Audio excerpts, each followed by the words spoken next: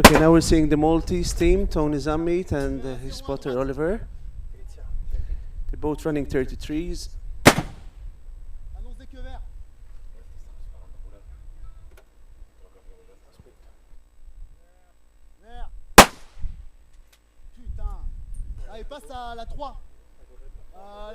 Yeah, that bipod is quite stretched out, and it seems a little jumpy as well.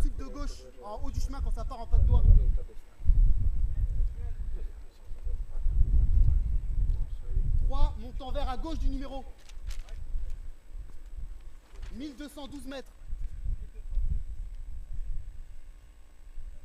Now they're on target 2, red target, which is March.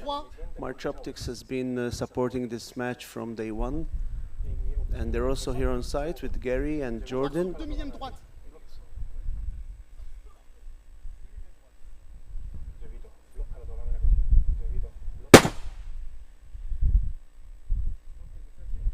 First miss.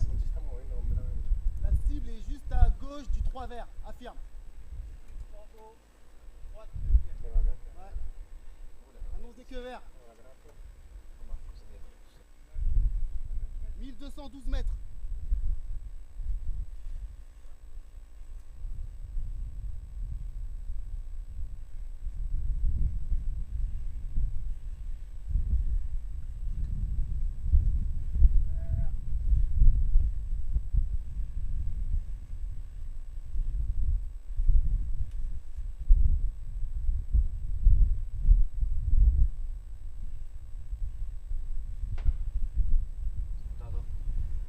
So one of the challenges here, and normally that's what they were doing also yesterday, is taking note of the rear adjustment you need for each target. There isn't a very strong incline, it's between 1 and 4 degrees, but if you don't get that correct, you'll have tracking problems, and then you'll start stringing vertically. 1 millième 4 droite.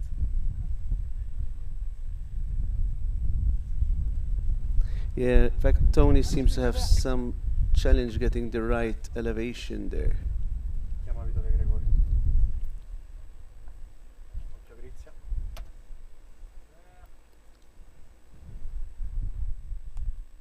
Vert.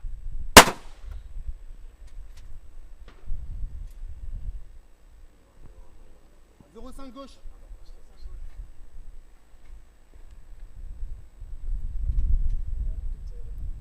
Lei però non si muoveva. Se non aveva il microfono. Ah, allora aspetta un attimo, devo io abilitarmi. Ah, t'es juste à côté, gros. On passe à 4. Rosso. Occhio Grizia. Alors la 4, elle est dans l'axe. It's a very nice talk there, Sur Tony. la gauche, t'as un chemin. Tony's running at ZCO, Avant les also one of our bleus, t'es à droite, sponsors. c'est dans le découvert à droite. Quite a number of shooters running ZCO today. Sì, sì, sì. T'as deux cibles. Une en flanc de montagne sur la droite et une à droite du chemin. Voilà, c'est ça. Ouais, je sais. 9, 5. 3 millième 5 droite. Okay. 6 o'clock hit.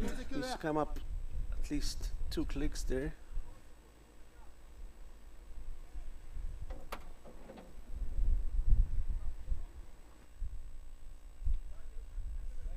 Vert.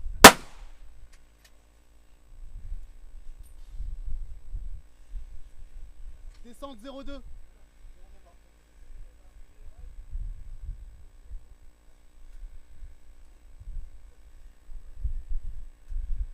Annonce des queues verts. C'est un truc de ouf, hein. C'est poil de cul.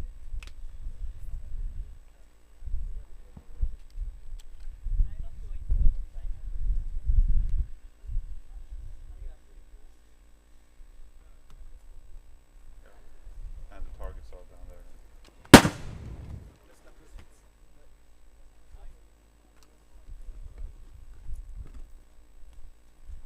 Target 3, Coltec.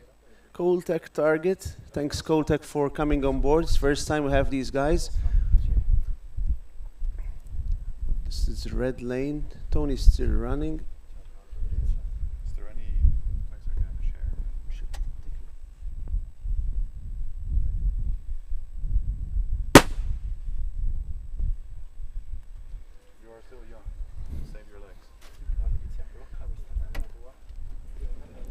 a good full target low, so you need to come up probably 5 to 6 clicks if he's running minutes.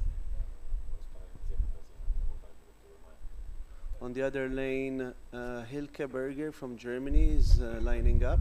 Hilke and Stefan. We'll be switching between one lane and the next. Ok, allarga. Ora allarga. Ora allarga. Si allarga. Microfono, possiamo ascoltare?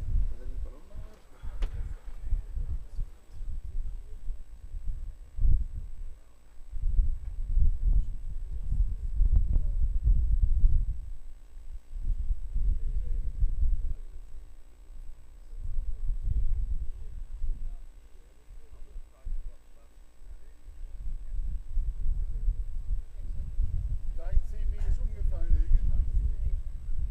Okay.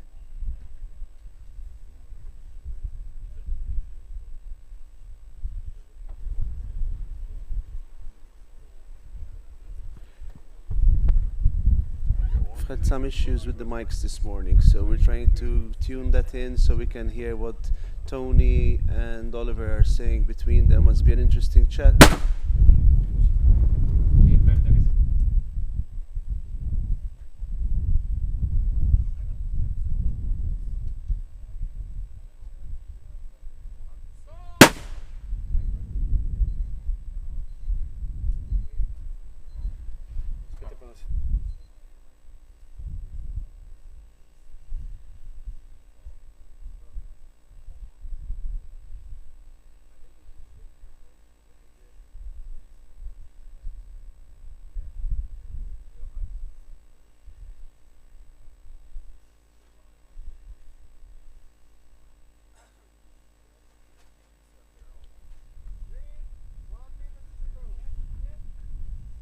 Ja, zie.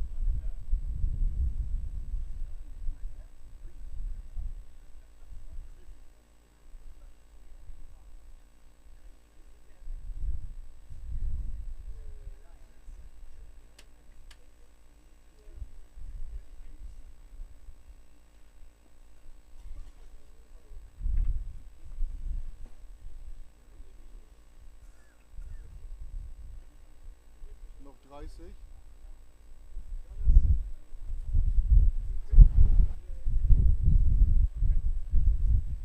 You know?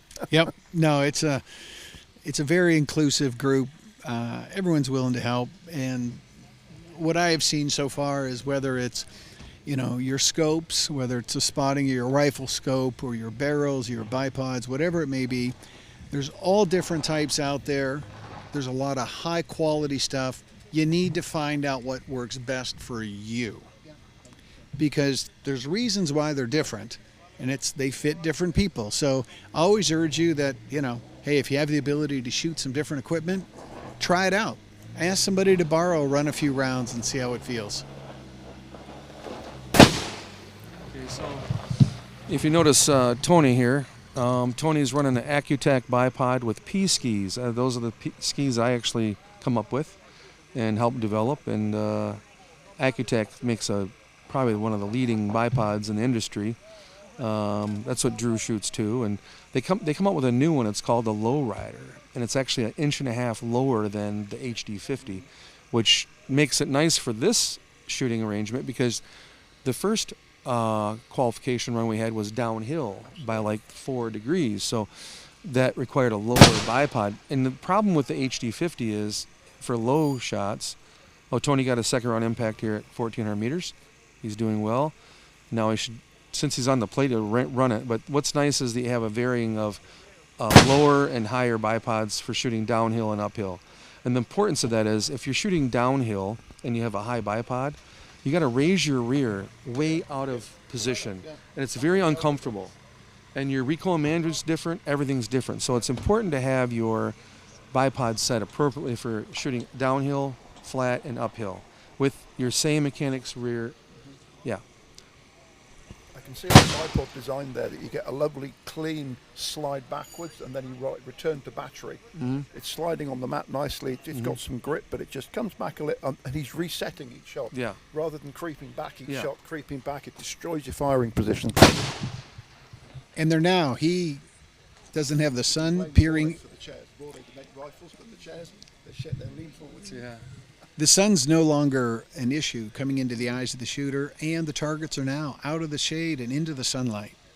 So things are clear. We don't have the shades to worry about and don't have that sun peering in your eyes. Well, 7's still in the shade. 6 is, yeah, 5 and 6 are open, and we'll see how that changes your impact. Now Tony's got, it looks like he's got still a little shade at 6, and just peering into, 5's in the open now, and then 6 looks like it just came into the open. But when you have dark shadows and sunlight, it will affect your elevation. So we'll see what happens. It's like trying to take a photograph in the same situation, bright light and shade. It just Yeah. really messes you up. But Tony did really well at 1,400 meters. He got 3 for 5. So he's accumulating some. He got 14,000 points on the first target. That's good, isn't it? Yes. Do you know what caliber Tony's shooting? No, that's okay. I'm not sure. Is it 33XC? It looks like it's a very long case. Yeah, it looks like a 33XE. It's Long a case, long. sharp shoulder. Yeah. I can probably look it up real quick.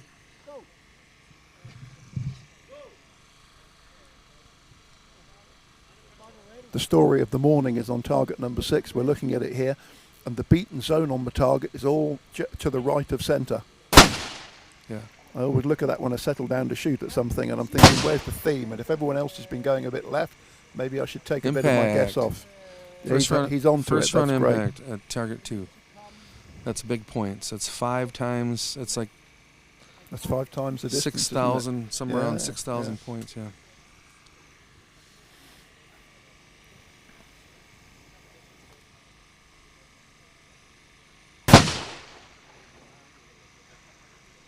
Impact.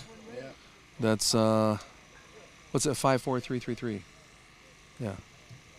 I think he hit the left side of the target with the first one. He's just inside the right side at 3 o'clock with the second one. He's got keep in between those two shots. He'd be shining. Yeah. And in the middle. Oh, that's great to see, isn't it? Yeah. The elevation of those 3 shots. This is 1,520 meters.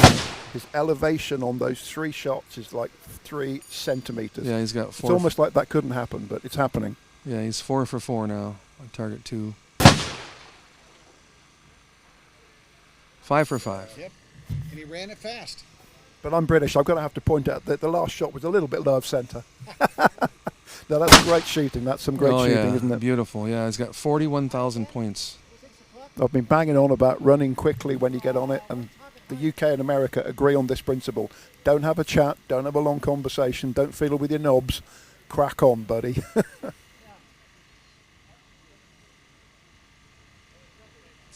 That's a great run right there. 5 for 5 at 1,500 meters, almost a mile.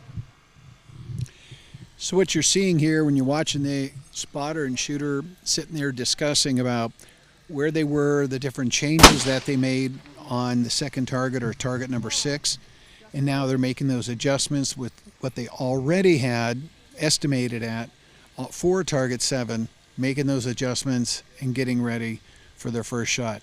Now he's going to have to lift that bipod up a little bit, without a doubt. We get people who don't know so much about the thing, and I'm still learning a lot. I don't know much about it, but you look at the target out there, and he's got a 5-shot string at 15-20, and you're thinking, well, hold on. He's only going another 120 meters. How difficult can that be? That's a minor percentile, but it's not. That extra 120 meters just sucks your brain out. People think, okay, you're shooting at 1,000, 1,500, that's got to be a big jump. As you get up to the longer ranges, every 100 meters, every 50 meters, it's just there to kick your ass. Something's going to change, different target, slightly different angle. So we'll see now. This is a great test of a great shot. We demonstrated it. 5 out of 5. And the bullet continues to drop. You have 8 minutes and 44 seconds. We didn't invent the magic bullet yet, but damn, we're still looking for it, aren't we? When you get that, let me know, would you?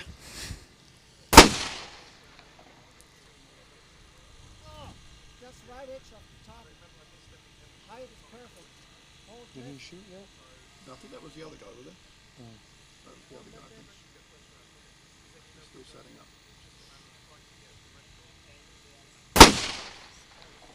he's been through the first 2 targets very quickly. So Tony cracks on when he's in it. So once he gets that first shot down, he's going. So he's got a decent amount of time now. He can afford to take the extra time to set up at 1640 because every minute detail is going to matter for this first shot. If he makes the first shot hit at 1640, this score's just going to leap. This score's going to rocket ahead, and the people watching are going to be somewhere between very happy and oh dear. Yeah, at 41,000 right now, with the largest amount of points coming up on this target, very easily could be the high point shooter of the day. And that's showing the level of preparation for this first shot. Here we go. Just outside the target. Elevation perfect. Elevation perfect. Just hold.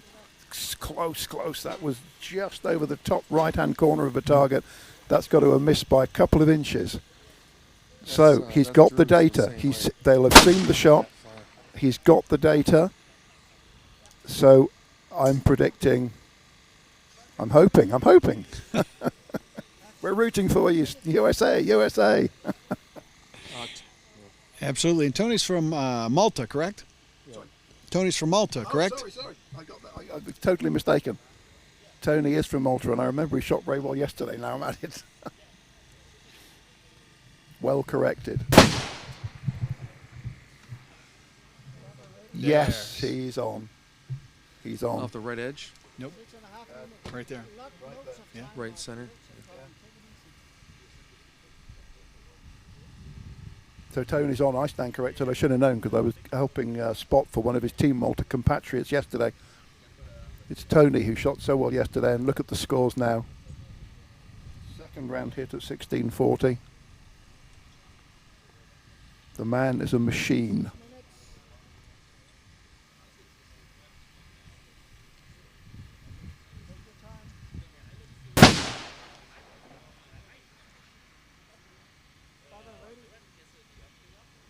Miss. That's a miss, and I didn't see where it went, so it's quite probable it went off the left side because West's camera It's all in angle's the on the shadow. on the on It's the right just- side, and we can't really see if they miss to the left or if they go just over the top. We're not going to see them. Yeah, it's just in the shade. That's tough to see for the spotter.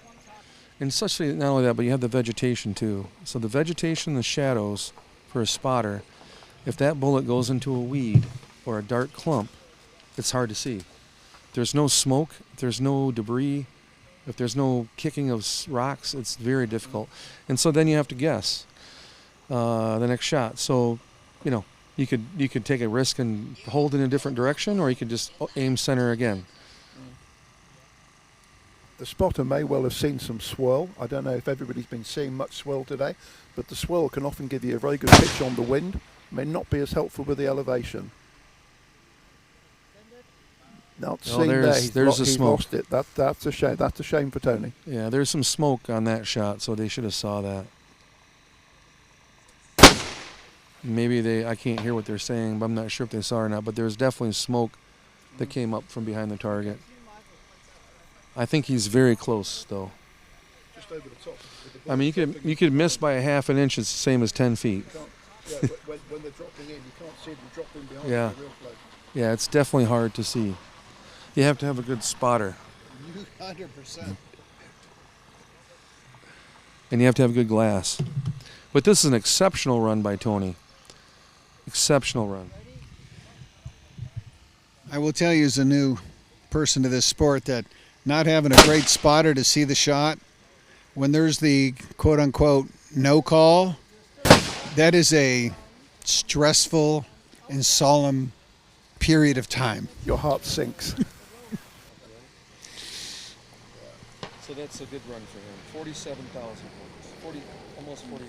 Preliminary run, but up to that point it was running extremely well. It got to the point we couldn't see impacts or misses at all. So it was a target I shot and had no idea where it was. But since the gun was running so well, I knew it was off and edge. I didn't know which one. So I just started holding edges, and then finally we got our impact because I knew it was that close. So it was a little bit frustrating, Had we had good visibility, we would have easily made the finals this year. But there's a lot of moving around in the U.S. for King of 2 Miles as far as what caliber. It seems to change from year to year. Obviously, it used to be a 375 Shot was the standard, and then people would move up to the bigger bores, 416s or 460. And this past year, I would say 416 Hellfire was one of the locations, one of the rounds that people were going to. But then it's hard to find brass for that particular cartridge. There's just limitations, and there's a lot of recoil as well compared to the 375. So some shooters are starting to move from the 416 Hellfire back to a Shytac again. So people are recognizing the Shytac, in the end, is actually a very capable round. Ecco che vediamo l'altra coppia di maltesi prepararsi, Tony Zammit e Oliver Saliba. Ieri Tony ha fatto una prestazione bellissima, si è rifatto della prima giornata che ha avuto un po' di difficoltà ed ecco che gli danno il go.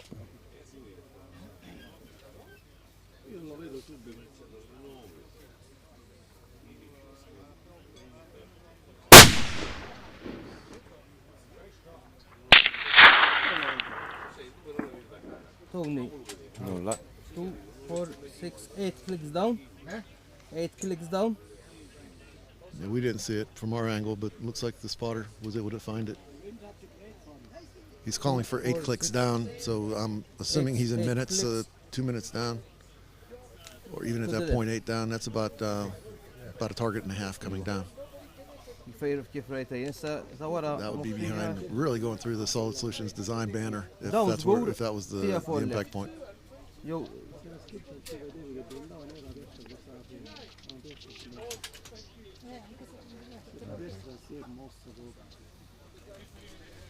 Con le style. Io?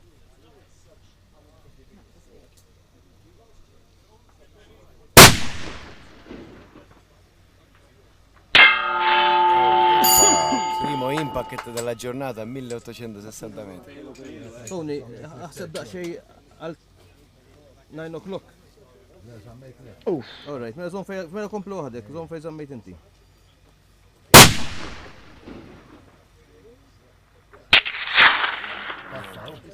Ija, 7. Elevation. Iwa. Come abbiamo visto lo spotter ha dato di mirare a ore 9, sicuramente Tony l'avrà fatto ed è andato sempre fuori. Perciò le condizioni ci rendiamo conto che sono sempre più difficili. And they should have a pretty good idea of what their wind conditions are at this point. So that part of the equation is figured out. Now his elevation looked like he had some variation from shot to shot. He's got to try to figure out what's going on there.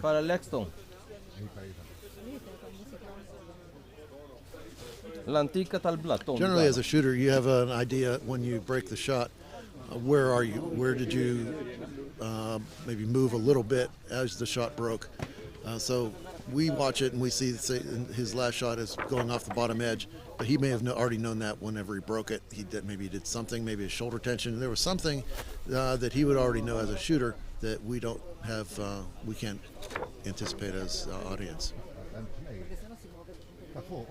Ta' fuq 7 toqna ħamra. Ma ta' l-oħra da il-ħadra baxxa, ta' 7 ta' fuq. Ta' fejm il-ġabla kbira. And frequently, shooters will have certain parts of our form that we know that if we do something wrong, maybe a soft shoulder tension or something like that, it'll cause the bullet to do something. Maybe go low, go high, something like that. Or if everything's solid and it'll go a certain position. So we know already that if we see an impact go a certain position, we have a pretty good idea what our fault was. And frequently it can be the other way around. I used to shoot 50 caliber for ELR as an example. Yeah. And for 50 caliber, it's really sensitive to shoulder tension. Well, there was one time shooting a king, broke the shot, and the scope just touched my glasses. And when it did that, I knew that it had more recoil than it normally did, because it didn't normally touch my glasses. Based on that, I knew it was going to be a low impact, because it had too much recoil, and it was taking energy away from the projectile. And sure enough, it drops off the bottom of the target. So you already know that going in, so the shooter knows what their form is. And impact. Very good. Very good. Wow, first round impact. Very good, nice. Wow. It's a nice multiplier on that for points. Top point, my first shot. اهلا هيا في مشكلة مطمن هناك ما يدروش البنجة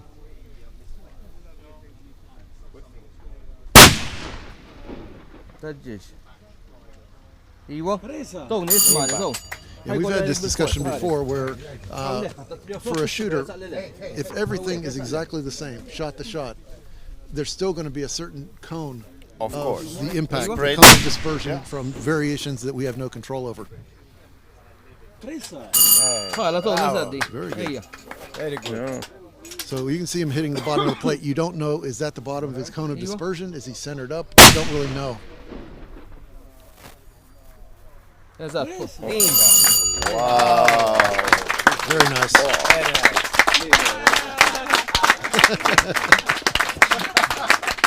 That's a face of relief right there. And one of them, of course, being eliminated, are shooting under identical conditions. Wow, vediamo che Tony Zammit riesce a passare al primo posto. Bellissimo, bravo.